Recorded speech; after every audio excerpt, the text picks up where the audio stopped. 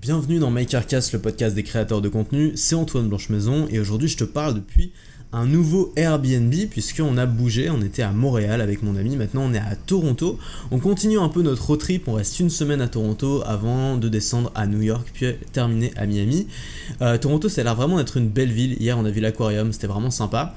Je continue à explorer un peu puis je t'en parlerai probablement dans un autre podcast, mais aujourd'hui c'est pas l'objet de ce podcast. Aujourd'hui je voudrais te faire une annonce que tu as peut-être déjà vue si tu me suis sur Facebook ou si tu as reçu le mail, si tu étais client. C'est la fin du Maker Club. Alors le Maker Club c'est quoi? Si tu me suis un petit peu depuis longtemps, tu as dû le voir, mon business model c'était simple, c'était je crée du contenu avant sur YouTube, maintenant en podcast, et pour les gens qui veulent aller plus loin, je vendais des formations à l'unité dont le but c'était d'avoir un résultat. Et ce que j'ai fait depuis 2 mois, c'est que j'ai tenté un nouveau business model, donc j'ai radicalement changé mon business model, puisque au lieu de vendre des formations, je me suis mis à vendre un abonnement.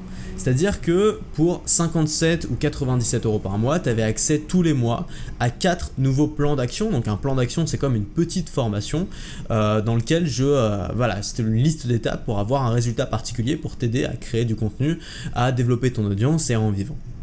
Et pour les abonnés Maker Army, il y avait un forum où ils pouvaient se retrouver, qui était encadré par des coachs.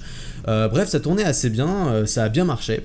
Il y a eu plus de 100 inscrits en seulement 2 semaines. Donc il y a beaucoup de gens qui m'ont fait confiance. Et d'ailleurs, si tu en fais partie, je te remercie, ça fait plaisir. Nombreux parmi ces 100 inscrits sont toujours inscrits aujourd'hui, ça a plutôt bien marché. Mais malgré tout, j'ai décidé d'arrêter. Et en fait, ce que je t'avais pas dit, c'est que depuis le début, je m'étais pas lancé dans le but de faire jusqu'au bout. Je m'étais lancé dans le but de faire une expérience. Et en fonction des résultats que cette expérience, je m'étais dit voilà, si ça fonctionne et si ça me plaît, je continuerai à le faire.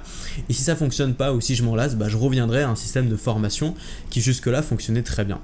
Et j'ai décidé en effet de revenir à un système de formation, donc d'arrêter le Maker Club pour plusieurs raisons. D'abord pour moi, parce que je m'étais retrouvé dans un système trop confortable en fait. C'est-à-dire que j'avais plus besoin de faire des ventes toutes les semaines, j'avais plus besoin de présenter de nouvelles formations, de faire des pages de vente élaborées, de tester des choses, de tester de nouveaux prix, puisque de toute façon j'avais des abonnés qui payaient tous les mois de manière récurrente. Et donc finalement je m'étais retrouvé dans une sorte de système où ça fonctionnait, c'était confortable et donc j'avais plus le challenge toutes les semaines ou toutes les 2 semaines de devoir sortir une nouvelle formation, de voir si ça fonctionnait, de voir si ça fait des ventes. Je pouvais plus faire autant de tests et d'expériences que je pouvais faire avant, puisque avant je pouvais tester plusieurs prix différents, je pouvais tester plusieurs lancements différents, plusieurs argumentaires de vente différents, donc je pouvais vraiment m'amuser avec ça. Et c'est un peu mon boulot finalement. Mon boulot c'est de tester des choses et te dire après si ça fonctionne ou si ça fonctionne pas. Et donc l'abonnement, j'ai bien pu tester, ça fonctionne, mais au bout d'un moment forcément j'ai envie de tester autre chose, j'ai envie de changer, et dans l'abonnement je suis un peu coincé.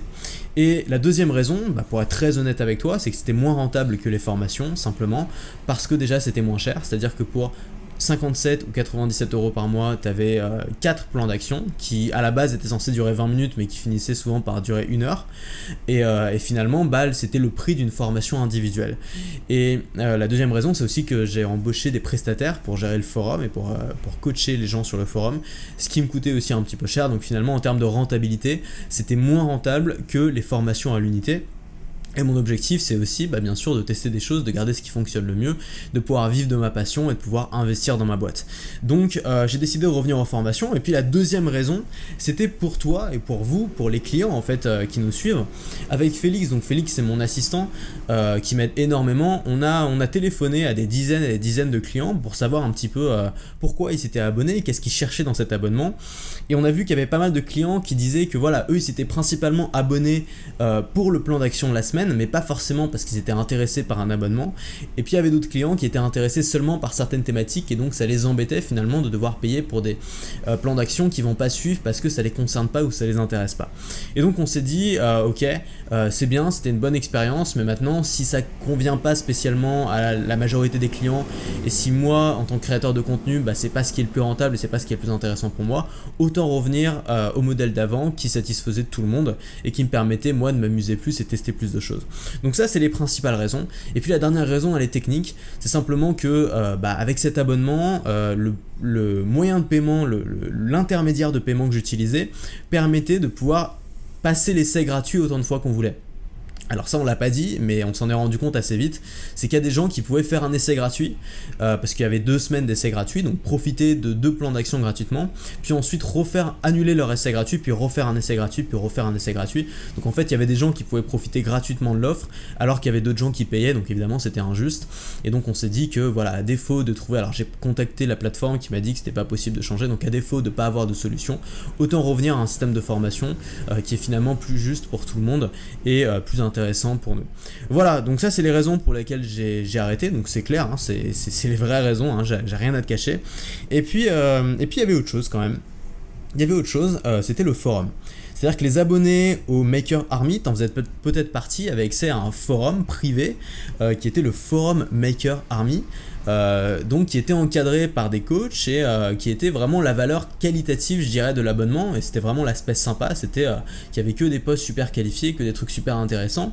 Et donc ce forum, j'ai pas eu envie de l'arrêter parce que je me suis dit c'est dommage, c'était quelque chose qui fonctionnait bien.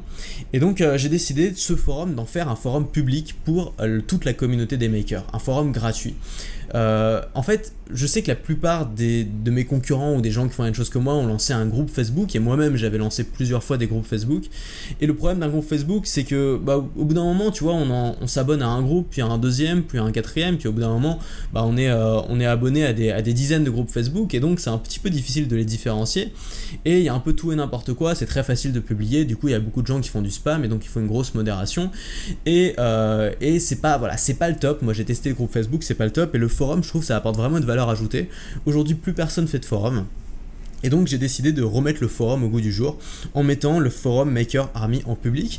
Donc il y aura toujours les Maker Coach, il y aura toujours Carole et Saphir qui vont continuer à animer ce forum. Simplement ils seront plus là pour répondre aux questions et pour aider les gens, mais ils seront là pour animer le forum et pour faire la modération.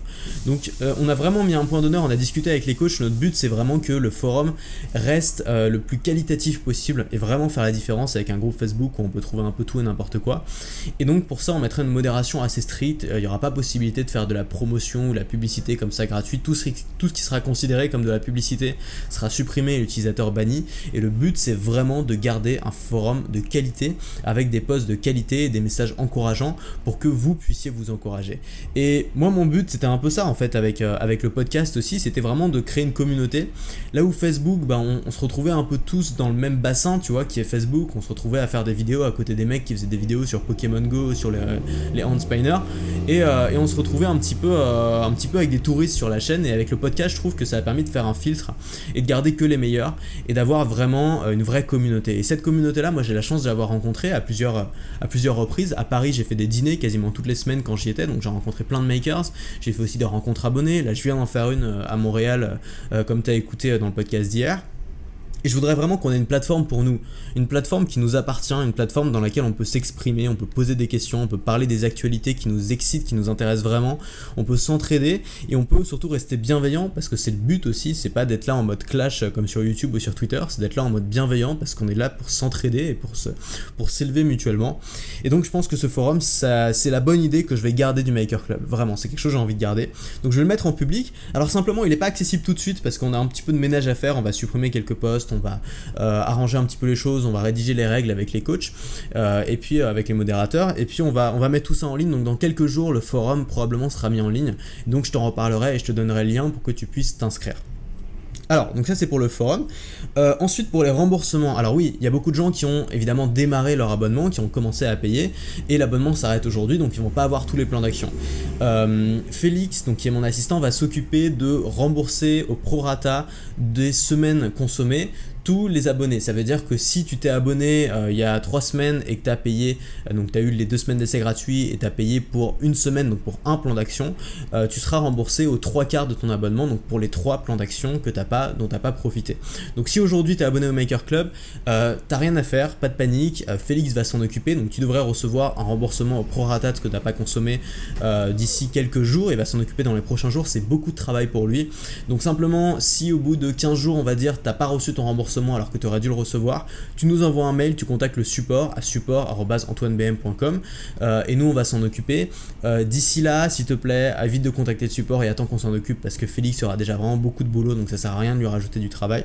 Donc on va s'en occuper, on va faire les choses proprement. Le but c'est pas de partir dans la nature, tu me connais, on va faire les choses proprement, c'est-à-dire que tout le monde sera remboursé pour ce qu'il a pas payé. Et s'il y a des problèmes, ce sera vraiment, indépendant de notre volonté, donc on s'en occupera le plus vite possible si tu nous en alertes. On essaiera de faire en sorte qu'il n'y ait aucun problème en tout cas. Qu'est-ce que je vais faire des anciens plans d'action ? C'est une autre question qu'on peut se poser. Je sais qu'il y a des gens qui ont été intéressés par d'anciens plans d'action, qui les ont ratés et qui aujourd'hui voudraient en profiter et qui sont plus disponibles. Ce que je vais faire, c'est que je vais faire des packs avec ces plans d'action et je vais revendre ces plans d'action sous forme de packs dans les prochaines semaines pour ceux qui auront été tentés de suivre uniquement certains plans d'action. Donc ce sera des packs thématiques, donc généralement les 3 plans d'action ou les 4 plans d'action de ce pack devraient t'intéresser. Ensuite, ce sera quoi le futur ? Ce sera retour aux formations. Ça veut dire que régulièrement, je vais lancer des formations. Si toi t'as envie d'aller plus loin, si toi t'as envie de créer vraiment du contenu inspirant, d'aller au fond des choses, de pouvoir vivre de ta passion, de pouvoir avoir la liberté de pouvoir voyager quand tu veux, où tu veux, en vivant de ton contenu, je continuerai à faire des formations pour t'aider à y arriver. Des formations qui sont basées sur mon expérience, qui sont basées sur les études que j'ai pu faire, qui sont basées sur mes lectures aussi et ce que j'ai pu apprendre chez les autres. Comme d'habitude, si tu apprécies mes formations, je vais continuer à en sortir et ce sera donc à l'unité, donc tu pourras choisir uniquement les formations qui t'intéressent et tu ne seras pas obligé d'être abonné et de toutes les recevoir.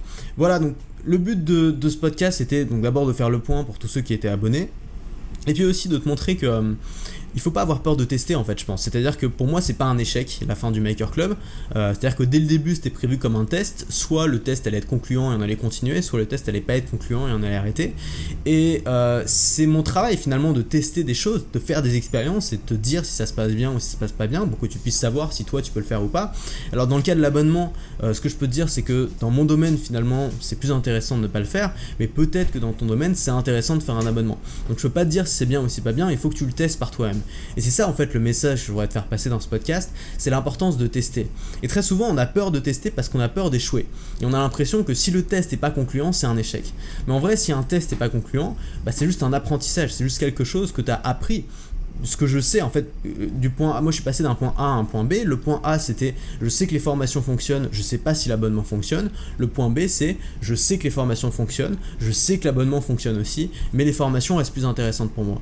Donc ce que j'ai appris, ce qui s'est passé entre le point A et le point B, c'est que j'ai plus de connaissances, j'ai plus de cartes en main. On avait parlé du concept d'avoir des cartes dans les mains.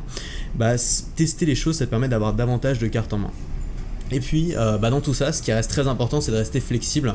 Et je pense que j'aurais pas pu tester ça. Ça a été beaucoup de travail évidemment de mettre cet abonnement en place. Ça va aussi être du travail de l'arrêter.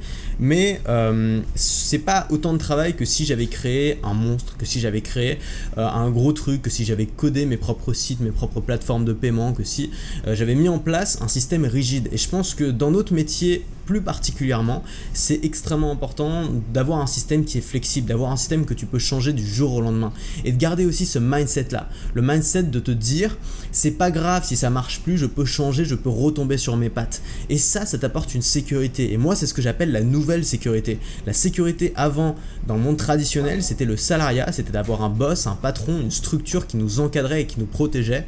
On voit aujourd'hui que ces structures s'affaiblissent de plus en plus et finalement la nouvelle sécurité c'est l'autonomie, c'est la flexibilité, c'est être capable de retomber sur ses pattes, c'est être capable de changer rapidement, c'est être capable d'anticiper et de prendre de l'avance sur les autres sans être toujours à repousser au lendemain parce que c'est trop lourd, parce que c'est trop compliqué. Donc voilà, moi je vais continuer un petit peu mon voyage, on va visiter Toronto sur une semaine, je reviendrai vers toi, je t'en parlerai un petit peu. Toronto ça va être une ville vraiment inspirante. Et puis je vais terminer ce podcast par une citation de Jim Rohn qui résume assez bien tout ce qu'on a dit dans ce podcast, que j'aime beaucoup. La citation donc, que j'ai traduite en français, donc ça ne sera pas forcément super bien traduit, c'est celle-là. Si tu n'es pas prêt à risquer l'inconnu, tu vas devoir t'installer dans l'ordinaire. À demain.